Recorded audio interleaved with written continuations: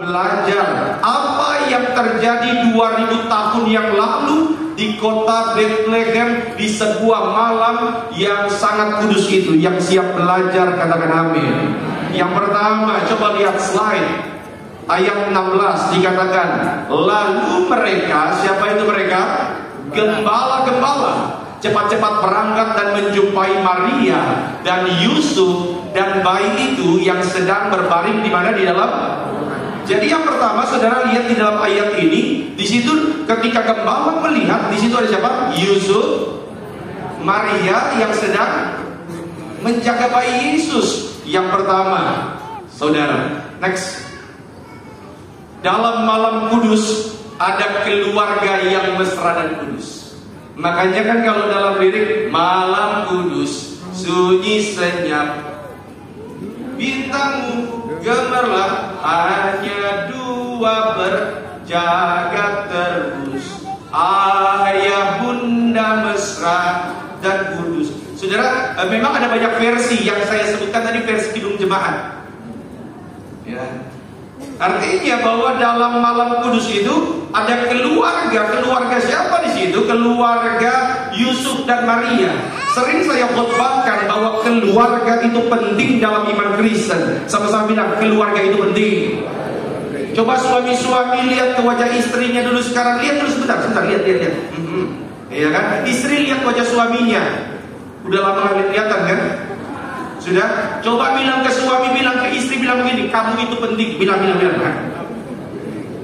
Iya saudara, maka di bulan Natal ini, khususnya di malam Natal, kita harus sadar bahwa keluarga itu penting dalam iman Kristen. Sama-sama bilang penting.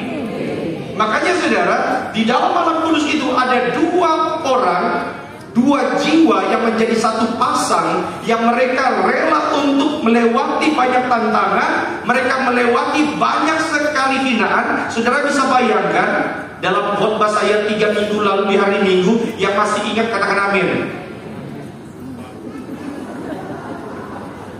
Saudara masih ingat waktu saya khotbahkan tentang Maria? Berapa usia Maria ketika dia mengandung? Nah ini dia, antara 14 sampai 15 tahun. Makanya kalau saudara lagi nonton film yang baru itu di Netflix, ada judulnya Mary, itu memang benar-benar saya gambarannya dapat. Kenapa? Karena memang Maria pada saat itu usianya 14-15 tahun. Anda bisa bayangkan 14-15 tahun mengandung, kira-kira dia akan mendapatkan sindiran atau mendapatkan pujian.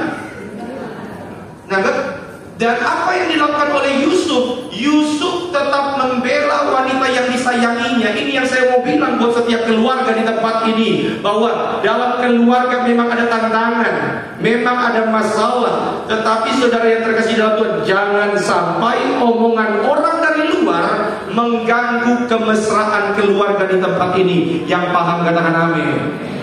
Masa keluarga kita bisa berantakan cuma gara-gara omongan orang? Ya saudara, ini penting. Keluarga itu penting. Makanya dalam malam kudus kita sadar, nanti kita nyalakan lilin Natal, kita harus sadar bahwa kalaupun kita sangat diberkati Tuhan, maka sering saya katakan, di bulan Natal ini kan berkatnya kan double. Minimal orang yang kerja punya THR. Kalau orang yang jualan minimal ordernya makin banyak. Bilang aja amin. Ya kan? Maka saudara, percayalah, ketika engkau lagi diberkati dengan luar biasa, tiba-tiba akan muncul orang-orang yang entah dari mana ngaku saudara. Tetapi selalu ingat ini, bahwa ketika engkau diberkati seperti sekarang, orang pertama yang harus engkau bahagiakan, orang pertama yang punya hak untuk berbahagia bersamamu adalah mereka yang selama tahun ini menangis bersamamu. Mereka yang rela bangun malam-malam untuk mendoakan. Bapak-bapak di tempat ini, Pak, nah, kok yang gue ibu-ibu? Bapak-bapak ingat, mungkin engkau mengeluh bilang begini, aduh Pak Pendeta, istri saya itu cerewetnya minta ampun. Saya tidak percaya ada wanita Tiberias yang cerewet. Saya sudah tebak yang bilang amin pasti ibu-ibu. Saya percaya wanita Tiberias tidak ada yang cerewet. Yang ada cuma karunia berkata-katanya kelebihan.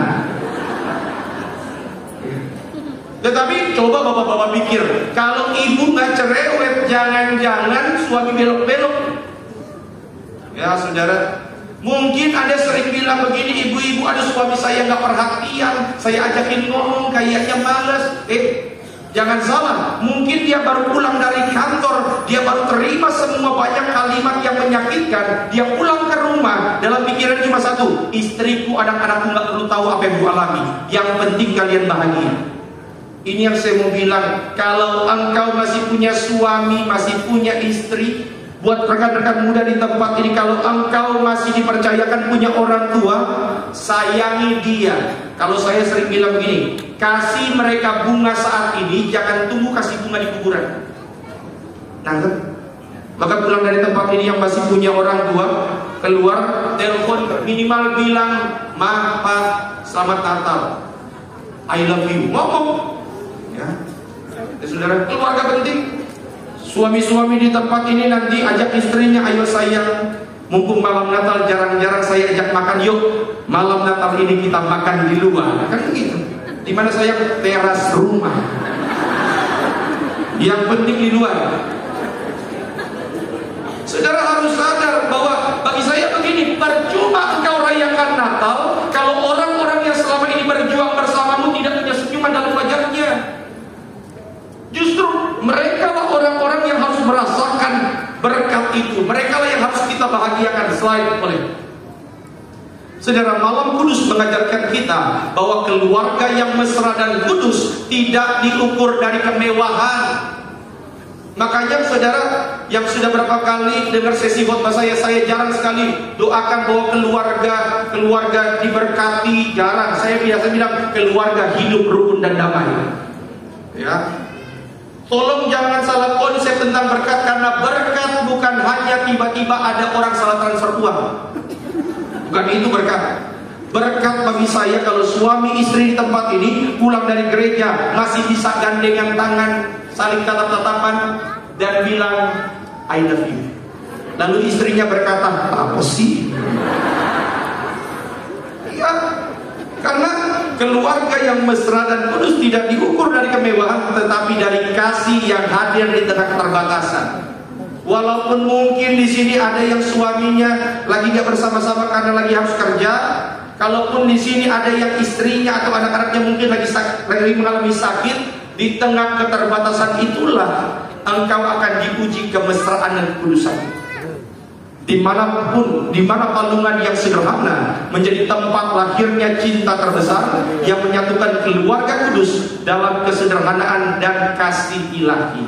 Maka saya doa setiap saudara yang hari ini hadir di malam Natal ini, makin hari makin jatuh cinta sama suami, sama istri, sama anak-anak, orang tua saling mengasihi. Dan kita doa suatu saat kelak kita akan jadi tetangga dalam kerajaan sorga. Yang setuju berikan tepuk tangan dulu yang meriah untuk Tuhan. Sama-sama bilang sekali lagi, keluarga itu penting. Dan di malam yang kudus itu ada keluarga, ada keluarga. Slide yang kedua, coba lihat ayatnya yang ke-13. Dikatakan demikian, dan tiba-tiba tampaklah bersama-sama dengan malaikat itu sejumlah besar bala tentara sorga yang memuji Allah. Katanya, Bapak Ibu, ayat 14 ini kan doksologi. Doksologi itu adalah pengakuan iman. Maka untuk mengucapkan ayat 14 kita harus mengucapkannya dengan hormat. Yuk kita baca sama-sama, 3, 2, ya. Kemuliaan bagi Allah di tempat yang maha tinggi, dan damai sejahtera di bumi di antara manusia yang berkenan kepadanya. Saudara, yang nyanyi ayat 14 ini siapa?